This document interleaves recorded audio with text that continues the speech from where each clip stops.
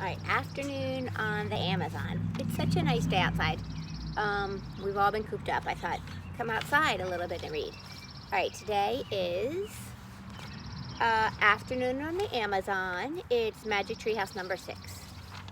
So I'll read the prologue, like we always do, just to let you know about the book. One summer day in Frog Creek, Pennsylvania, a mysterious treehouse appeared in the woods. 8-year-old Jack and his 7-year-old sister Annie climbed into the treehouse. They found it filled with books. Jack and Annie soon discovered that the treehouse was magic. It would take them to the places in the book. All they had to do was point to the picture in the book and they would go there. And here's a picture of the treehouse. And this is my dog Bentley, and here's Bear coming over. Hi, baby. You sit with me too? All right. They had visited knights, pyramids, pirates, and ninjas. Along the way, they discovered that the treehouse belonged to Morgan Le Fay. Morgan is a magical librarian from the time of King Arthur. She travels through time and space gathering books. In their last adventure, Night of the Ninjas, Jack and Annie learned that Morgan was under a spell. To free her, Jack and Annie had to find 4 special things. In old Japan, they had found the first thing, a moonstone. Now, Jack and Annie are about to set out in search of the second thing in Afternoon on the Amazon. All right, Chapter 1, Where's Peanut? Chapter 1. Hurry, Jack, said Annie. Annie ran into the Frog Creek woods. Jack followed her. It's still here, Annie called. It's still here. Jack caught up with Annie. She stood beside a tall oak tree. Jack looked up. The magic treehouse was shining in the afternoon sunlight. We're coming, Peanut, Annie called. She grabbed the rope ladder and started up. Jack followed. They climbed and climbed. Finally, they climbed into the treehouse. Peanut, said Annie. Jack took off his backpack. He looked all around. Sunlight slanted across a stack of books. Books about ninjas, pirates, mummies, knights, and dinosaurs. The letter M shimmered on the wooden floor. M for Morgan Le Fay. The letter M. I don't think Peanut's here, said Jack. I wonder where she is, said Annie. How do you know Peanut's a she, asked Jack. I just know it, said Annie. Oh, brother, said Jack. Squeak, squeak. Annie laughed. Look, Jack, look. A small pink sock was moving across the floor. Yesterday, Annie had turned her sock into a bed for Peanut. Annie picked up the tiny lump. Squeak, squeak.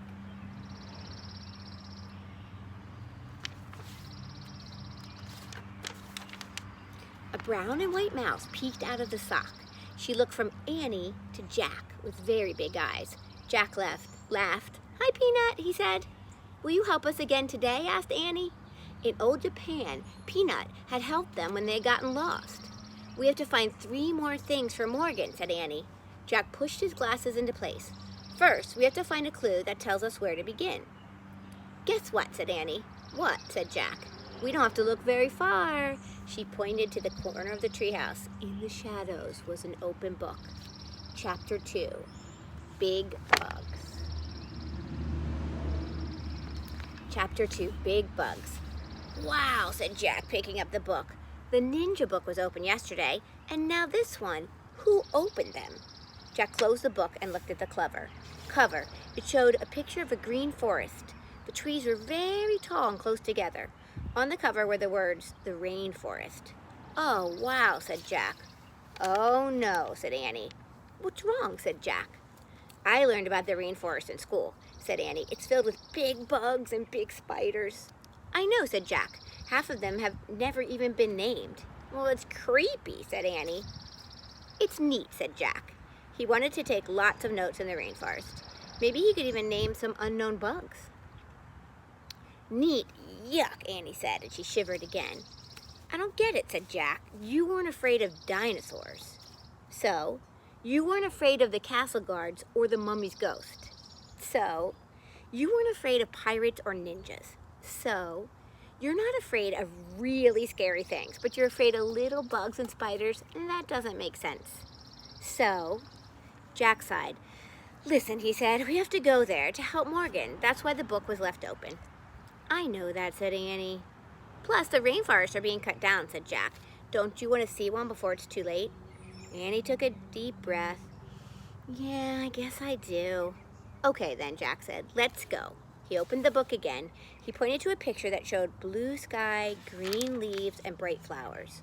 I wish we could go there, he said. The wind began to blow. Squeak, squeak. Stay here, Peanut, said Annie as she put the mouse in her pocket. The wind picked up. The treehouse started to spin. Jack closed his eyes shut. The wind was whistling now. The treehouse was spinning faster and faster.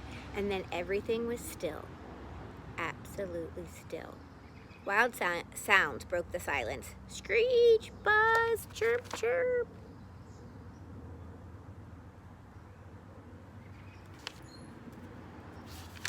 Chapter 3. Yikes. Chapter 3. Jack opened his eyes. The air was hot and steamy. It looks like we landed in some bushes, said Annie.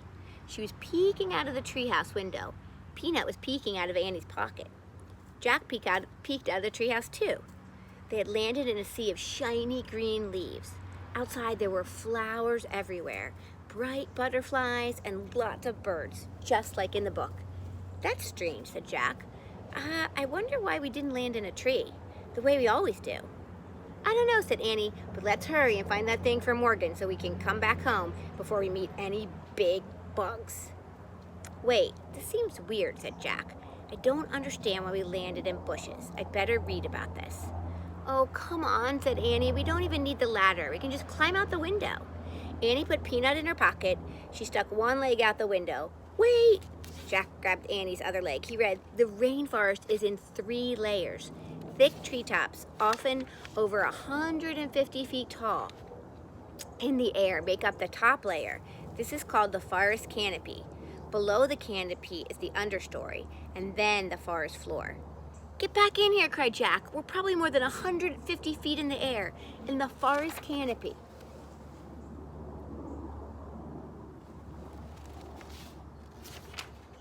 Yikes, said Annie. She slipped back into the treehouse. We have to use the ladder, Jack said. He got on his hands and knees. He moved the leaves away from the hole in the floor. He looked down. The ladder seemed to fall between the branches of a giant tree, but Jack couldn't see beyond that. I can't tell what's down there, he said. Be careful, Annie. Jack put the rainforest book in his backpack, and then he stepped onto the rope ladder. He started down. Annie followed with Peanut in her pocket. Jack pushed through the leaves. He came to the understory below the canopy. He looked down at the forest floor. It was very, very far away. Oh, man, whispered Jack. The world was completely different from the one up in the treetops. Now that they were out of the sun, it was really cooler, and also it was cold and damp and very quiet. Jack shivered. It was the spookiest place he had ever seen. Uh-oh. Chapter 4. Millions of them. Jack didn't move. He kept staring down at the forest floor. What's wrong? Said Annie. What's wrong? She called down from above. Jack didn't answer. You didn't see any giant spiders, did you? Annie said. Well, no, said Jack. He took a deep breath. We have to keep going, he thought. We have to find the special thing for Morgan. No spiders. Nothing scary, Jack called up. And he started down the ladder again.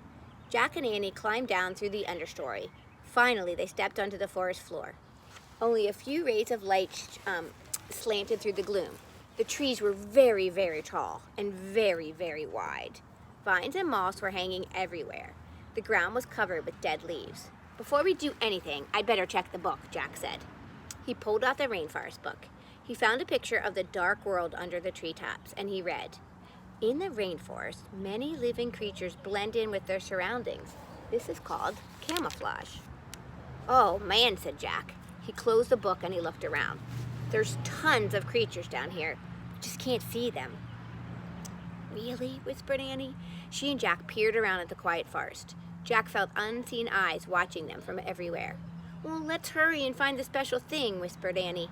How will we know when we find it? Jack said. I think we'll just know, said Annie. She headed off through the gloom. Jack followed.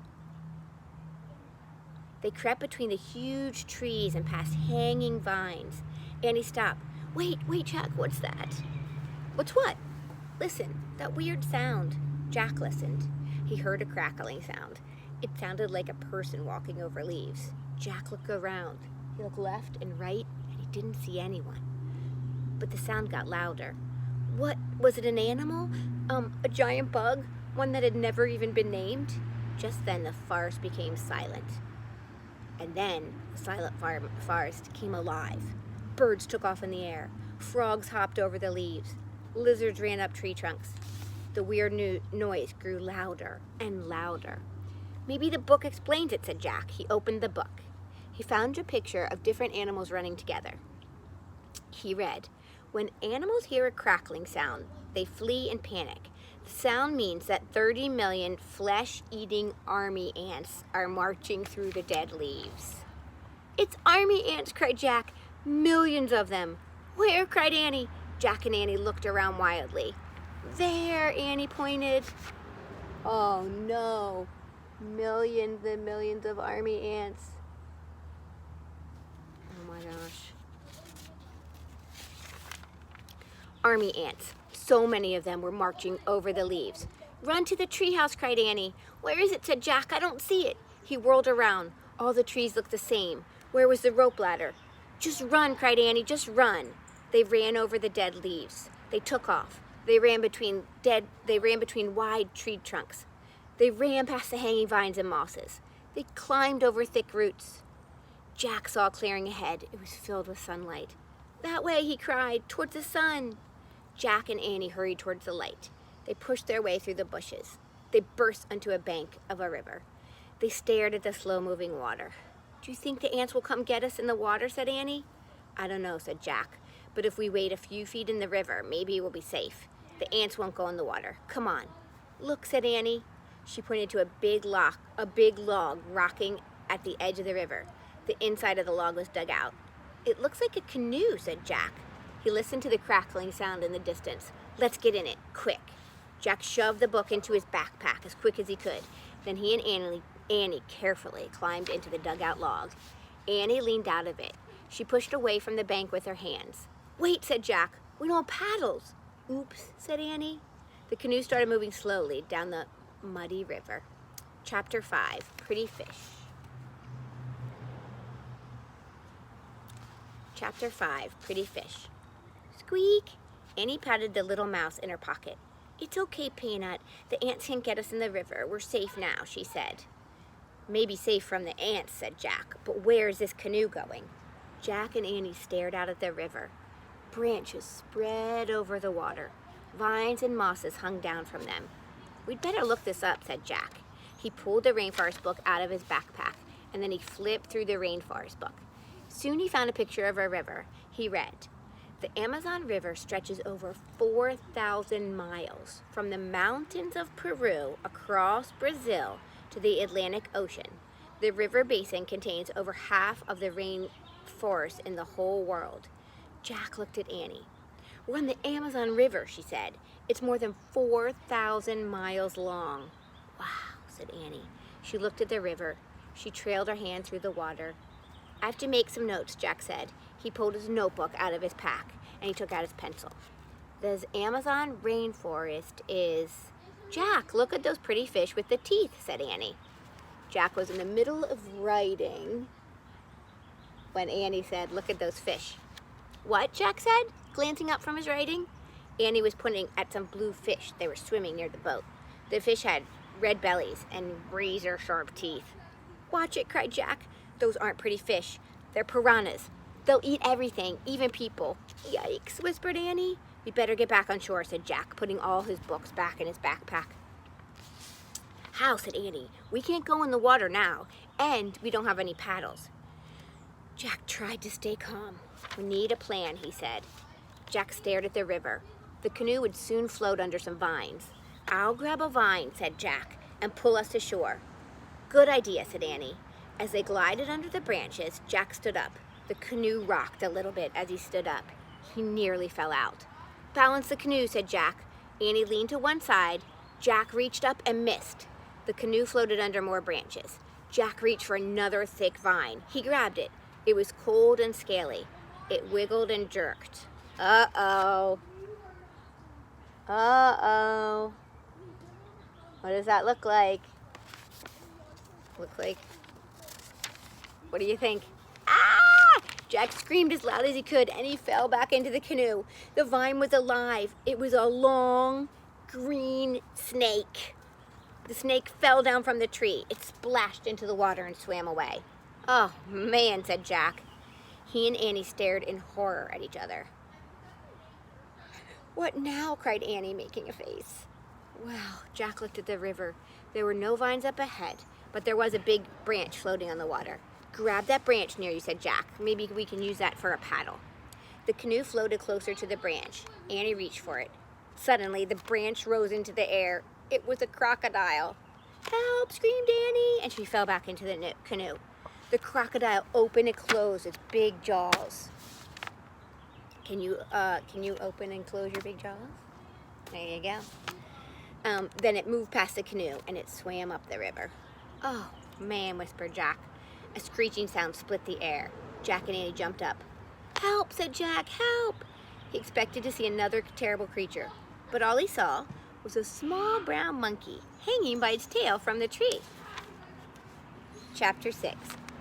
Monkey Trouble. Squeak, squeak. Peanut poked her head out of Annie's pocket. Squeak, squeak. She seemed to be yelling at the monkey. Don't worry, Peanut, Annie said. He's just a little monkey. He won't hurt us. But suddenly, the monkey grabbed a big red fruit hanging from the tree, and he hurled it at the canoe. Watch it, shouted Jack. The fruit fell into the water with a splash. The monkey screeched even louder. He threw more fruit. Don't throw things at us, shouted Jack and Annie, but the monkey hurled the red fruit right at them. He kept throwing it right at them. Can you throw a big piece of fruit? Jack and Annie ducked again, and then the fruit splashed into the water. Stop that, Annie shouted. But the monkey only waved his arms and screeched again. Oh, brother, said Jack, I don't believe this.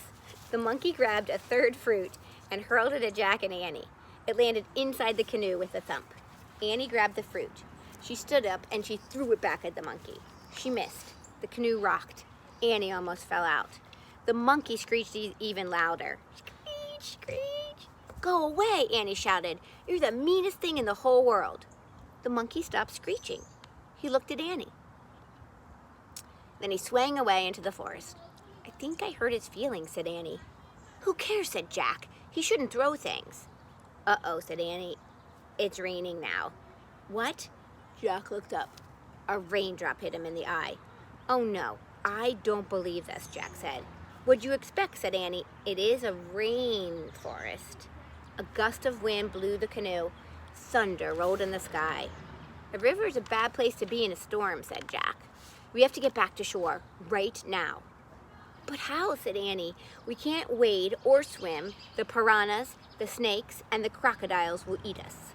Screeching split the air again. Oh, oh, oh, oh, ee, ee, ee. Oh no, said Jack. That bratty monkey was back.